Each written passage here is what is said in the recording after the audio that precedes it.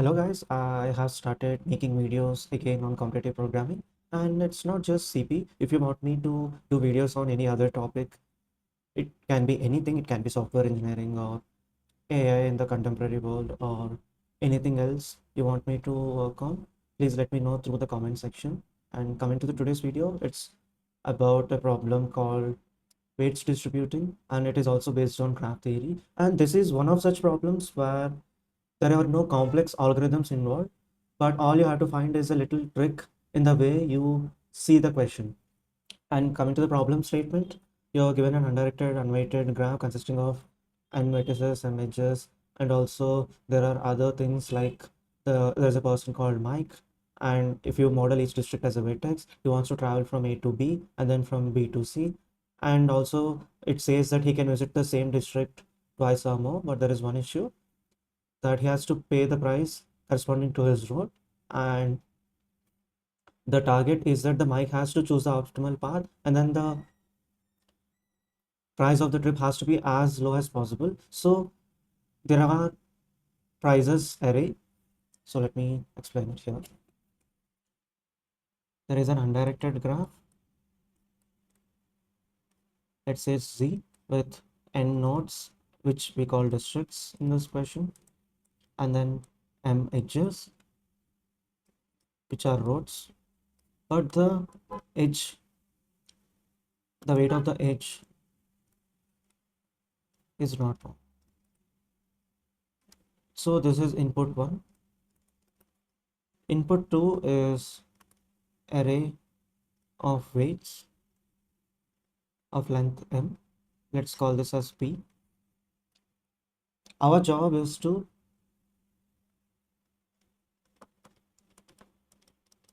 distribute m weights of P to the m edges of G such that Mike can travel from A to B and B to C with less cost.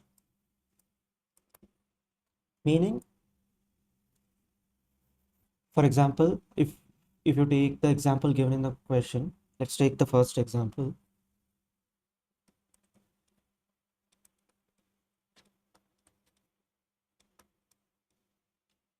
Here the mic wants to travel from 2 to 3 to 4. So how does he go from 2 to 3 to 4? He can go from 2 to 1 and then 1 to 3 and then 3 to 1 and then 1 to 4. He can also, go from 2 to 1, 1 to 3 and come back to 1 and come back to 0. Sorry, come back to 2 and start from 2 and go to 1 and go to 4 again. But this length is longer and this is not an optimal path. So if given a chance, we are not trying to cover the same vertex twice. Meaning, after you have gone to 3, if you want to go from 3 to 4, the only way is first you have to hit the 1. Even though you have visited 1 while traveling from 2 to 3, you still have to go to 1 and then you have to go to 4. So 2, 1, 3, 1, 4. Yeah, let me erase this. And what are the values of P? They are 1, 2, 3. So since there are 3 edges in the graph, our job is to distribute this 3 weights among those 3 edges. If you look into this path, you can see that this edge is being covered twice. So in order to decrease the cost, what we have to do is pick up the least ones from the weights and then assign those least ones to the edges that are covered often. So definitely 1, 3 should get weight 1, and the rest you can either assign 2 here and 3 here or 2 here or 3 here. So the cost optimal one would be 2 into 1 plus 2 plus 3, which is 7. Similarly, let's take another example.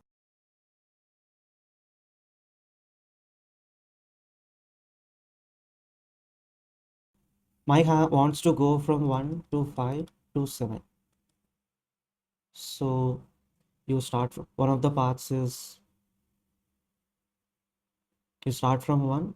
In order to go five, there are several ways. You can go like this, or you can go like this, or you can go like this.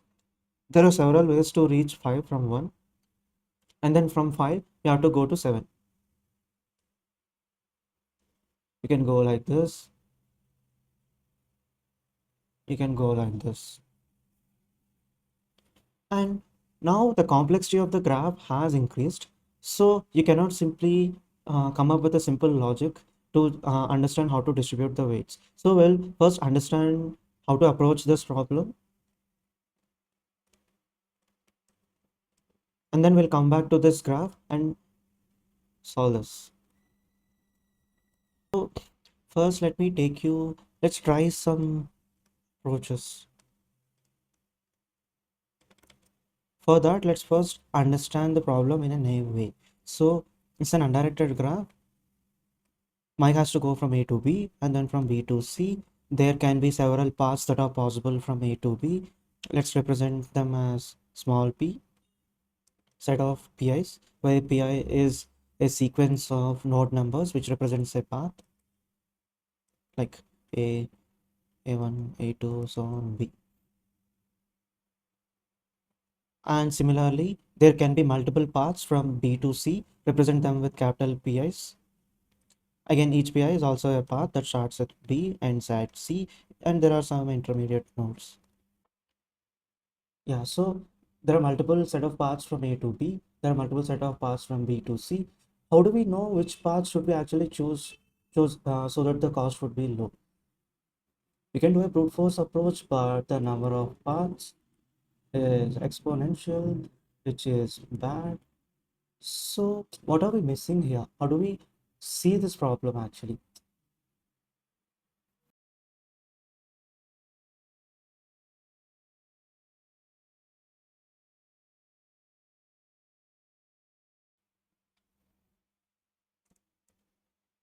So you start at A, you somehow go till B, and is it possible that you when while returning to C, initially you're not going on these common edges, but you choose some other path, and then you hit a node, and then you get onto the common edges, you cover some common edges, and then you come back to C? Is it possible like that? For example, take this graph.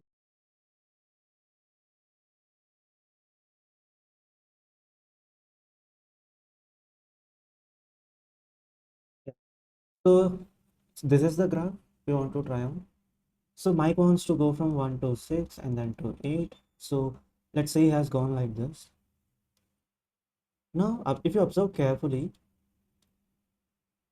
in the return path, when he comes back from 6, would it be wiser to go in the same overlapping path? Or will there be a case where he may have to diverge from the path where he came from and go to another divergent path and join the common path again and then come to 8? Which one is better? Obviously, the one which has more overlapping edges here. Why? Because your weight array, okay, after you sort it, here the choice is between two edges that are already covered or two edges that are distinct from these two. So it's about W1 plus W2 multiplied by 2 versus W1 plus W2 plus W3 plus W4. Assume these are in ascending order. Among these two, which are bigger, this one is bigger because W1 plus W2 is sorry lesser than W3 plus W4. So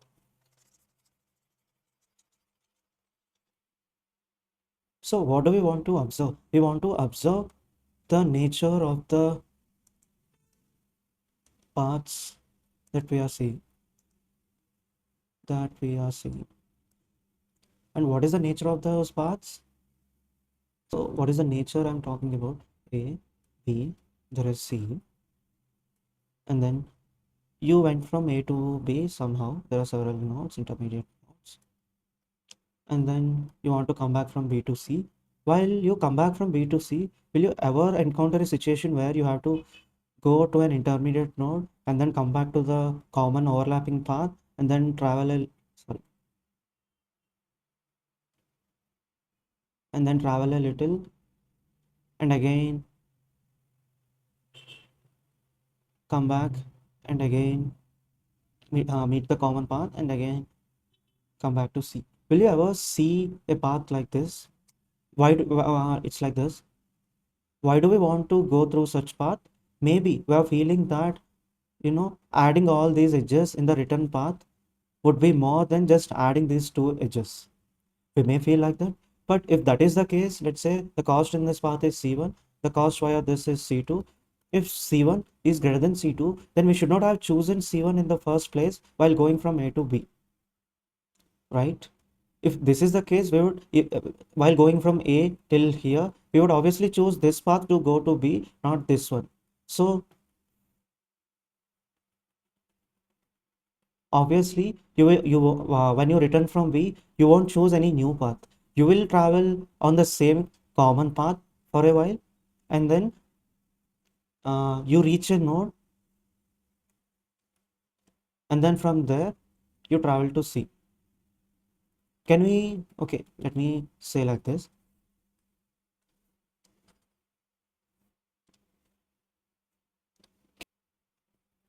Travel from B in the same common path for a while, and then you again deviate, reach a node, and then again you come back to common path, and then again you travel to C. Will there be a case like that where you initially travel some common path and then diverge and then go back again? Let's say this is the case, then what are we thinking here? Let's say the cost of this is C2, the cost of traveling through this node is C3. We are essentially saying that C3 would be better than C2. I mean, the cost, which is lesser than C2. If this is the case, even here, you would have chosen C3 in the first place while going from A to B. It's like you start from A, you go like this, you go here, and then you go B. But so I just want to say that any case where you start from B, you start from B, initially the only place where you have to diverge from this common path is at the last step where you have to travel to C, and the rest of the path will always be in the common path. Because if it's not, if you have something like this, then you are essentially saying that this cost is more than this. But if if this is cheaper, then we would have chosen this in the first place while traveling from A to B. So you won't have any, you know, downhills like this. You won't have them because you can always provide a counter case that you would not have chosen the other path if that is cheaper. So yeah, so this is how our optimal paths would look like. Let's call this optimal path as PAB. Let's call this as PBC. So PAB and PBC, if they have common edges, they will only be initially while you are traveling from B to C. They won't be like you have common edges and then you have some distinct edges and again common edges and then distinct edges and again common edges and you have reached C. When I say common edges, they are like overlapping edges. So yeah, now what? So we observed this is how the nature of paths PAB and PBC will be. What do we have to do?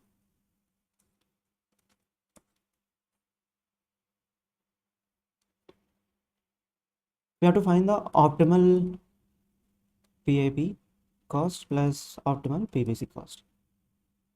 So let's say I know this vertex where the return path is actually deviating towards C.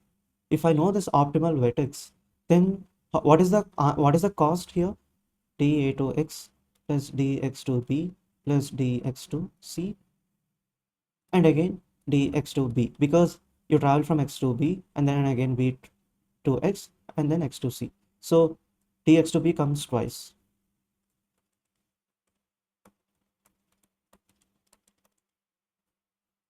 What is this d? D is the shortest path. It's like if or it's not shortest path. because the weights are still undefined for each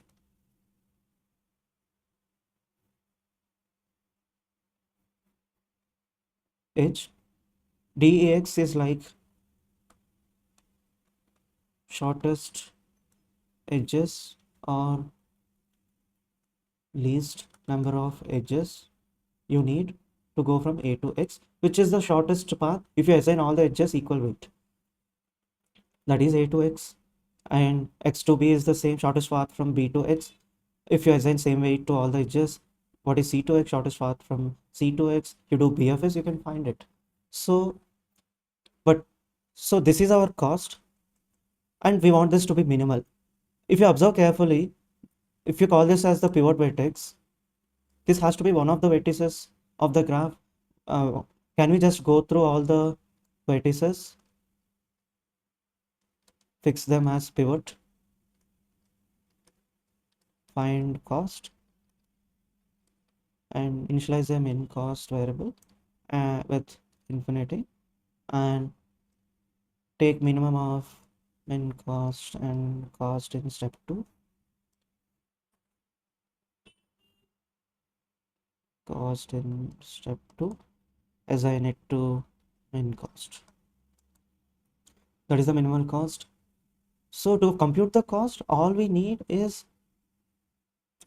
we have three vertices A, B, C. For every vertex Vi, for all Vi, we want dA Vi, dB Vi, dC Vi, which means to calculate this, you have to run BFS starting from A to find the shortest paths from A to all other vertices. Similarly, BFS here, BFS from B, BFS from C. So if you do just 3 BFS, you can get the D array or matrix, whatever you want to model it as, and then you have to iterate through all the vertices and find the minimum. So this is the cost of iterating through vertices, and then this is the cost of BFS. So you can solve this problem in O of n plus. I hope the problem is clear. Now let's dry run the same on the example. Let's dry run the logic on the second example given in the question. But for that, let's see what A, B, C are. They are actually 1, 5, 7. So from 1, 5, 7, we want to find the shortest paths to all other vertices, assuming all the edges have weight 1. We just want to know least number of edges that you need to travel from each of the vertices that are present here to the ones I'll be writing here. So 1, 2, 3, 4, 5, 6, 7. 0, from 1 to 2 it's 1, from 1 to 3 it's 1, from 1 to 4 it's 1, from 1 to 5 it's 2, from 1 to 6 it's 2, from 1 to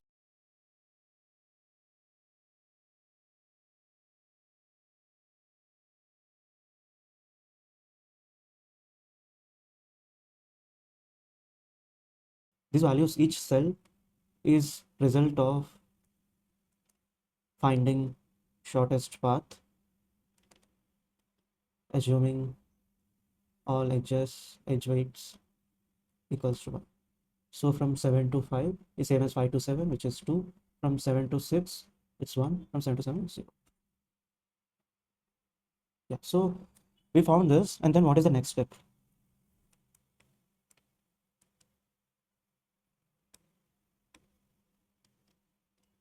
For all vertices,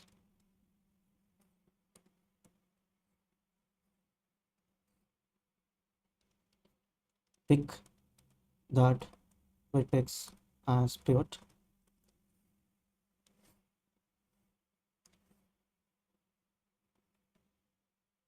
and then what is the one, let's say the vertex is vi. We know the sorry, not 1, it's not 2, it's 5 to vi, d 7 to vi. What do we want to do with this? It's like 1, 5, we come back to on the same path, and then you go to 7. This is like our vi. So the number of distinct edges here would be this, let's say this is m n o. Now what do we do with this? Now we have a p array, which is the weighted sorted array. So because it's sorted, obviously we'll pick the least elements from them, like w1, w2, wl, wl plus 1, wp. But how many do we have to pick, and how do you distribute those among m and o? It's pretty simple, because n is something which is contributing to 2 times in the result. So the first n elements of the w array or vector will be assigned to the d phi to vi, and the next uh, m plus o least elements, which is wn plus 1, so on wn plus n plus 4, will be assigned to d1 to vi, d1 to vi, and d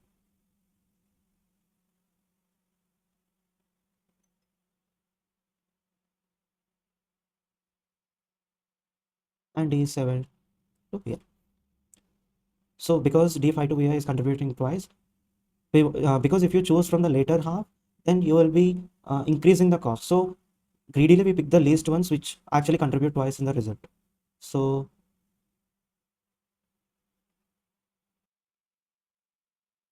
here,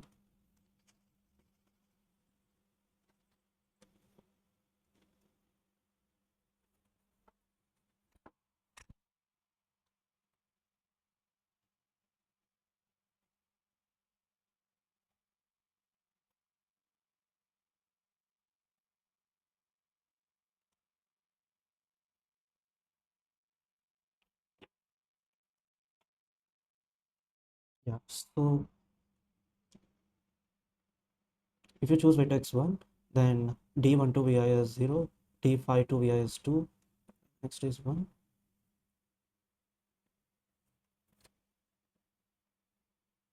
And the given weighted p is this.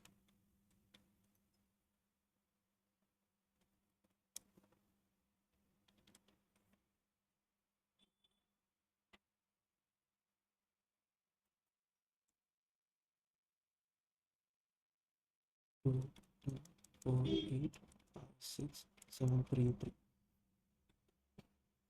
If you sort this, you would get 2, 3, 3, 4, 5, 6, 7, 8.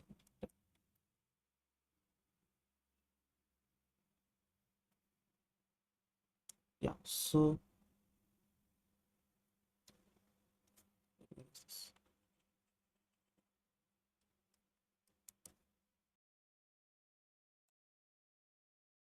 now let's calculate the cost. If you assume that 1 is the pivot vertex, so what is the cost? Uh, d1 to 1 0, and d5 to 1, which is 2. So there are 2 edges from 1 to 5, and d1 to 7, there is 1. So 2 into 2 plus 3 plus 3, which is 5. Similarly, this is 10 plus d1 to 2 is 1, and d so 2 is 2, 3 plus 4 plus 5, which is 12. This is like 2 into 2, 4 plus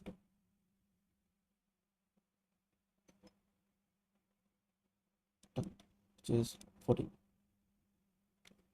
This is like 8 into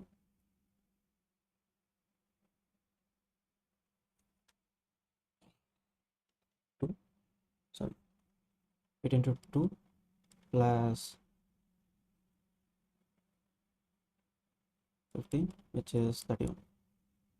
This is like the sum of first 4, which is 12, 2 plus 3 plus 3 plus 4, which is 12. And this is like 2 into 2 plus 3 plus 3, 6, which is 14 again. And this is like 2 plus 3 into 2 plus 3, which is 13. So the least one is 12, which is actually what's given in the problem. And yeah, how did I get through this? For each vertex, see these values. For example, uh, because 5 is the B here, 1 is A, 7 is C. So from if you take 2 as the pivot vertex, 5 to 2 is the common path. We can observe my cursor. 1, 5, 2, and then 7. You go here and you come back to 2 and then you go to 7. This is the common path. And what do these numbers represent? That the least number of edges between 2 and 5 are 2. So it's like this. So there are 2 edges. And because these 2 edges are contributing twice in the answer, we have to pick the first least 2 edges, which are 2 and 3. So 2 plus 3, and they're contributing twice. Plus, and then the rest from 1 to 2, the least number of edges are 1. From 7 to 2, the least number of edges are 2. So there are total 3 weights, 3 edges. So we have to get 3 rest of the weights that aren't chosen for the initial common edges, which are these 3, which is 5 plus 4 plus 3, which is 12. So it's 10 plus 12, which is 22. So yeah, the least among this is 12. That is actually the answer. Okay, now let's look into the code. So you first take n is number of vertices, m is number of edges, a is the starting point, b is the intermediate point, c is the final destination. Mike wants to go from a, b, c, and then you sort the weights. So there is a little correction for sorting. It was case the number of weights will be number of edges, so it will be e log e. So it's not exactly of v plus c, which is the time complexity. And then you have like in the solution you saw that we need the sum of the weights, initial weights. So we do prefix sum as a form of reprocessing. And then we found the adjacency list. We do 3 BFS to find the shortest paths from A, B, C. And then we iterate through all the vertices, choosing each vertex as a pivot point. And then the common is the distance between the pivot vertex X to B, because B is the intermediate one. And the rest is like from A to X plus C to X. And if the common plus rest is less than or equals to m, only then you can do this. Otherwise, you will have the total as the answer for this. So there is no point in going into the block. So this is something that is contributing twice, which is the first. Let's say this common denotes the number of edges between x and b. So we want to find the first common elements. Let's call this as bx. So this is like prefix of common is the first bx least edges in the p. So it's like not the first, it's actually sum of first bx. Similarly, and then we want the p, and then we want the next. Let's call this rest as remaining number of edges, and then we want the next remaining number of edges from p. So we do prefix of common plus rest minus prefix of common to get their sum, and we take the minimum of all these vertices and just print them.